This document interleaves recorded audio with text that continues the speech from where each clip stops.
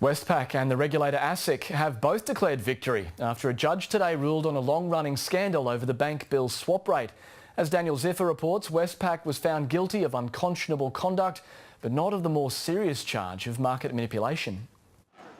Westpac has engaged in unconscionable conduct, but has claimed victory. Does it win today? No comment. The federal court found Westpac engaged on 4 occasions in unconscionable conduct by attempting to manipulate the bank bill swap rate, a rate used to value complex transactions between banks. But they beat 12 more charges, as well as the serious allegation that Westpac engaged in market manipulation 16 times. ASIC welcomed the verdict, saying it was a very significant and positive outcome for the integrity of Australia's financial markets. So, who won?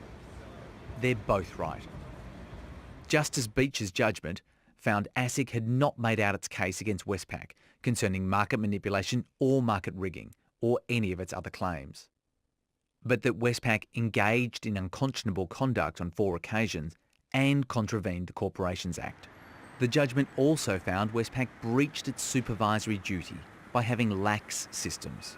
That could lead to more conditions on its banking licence and enforceable undertakings, essentially agreements on its behaviour. There's an increased emphasis on the conduct that takes place from here on in for banks.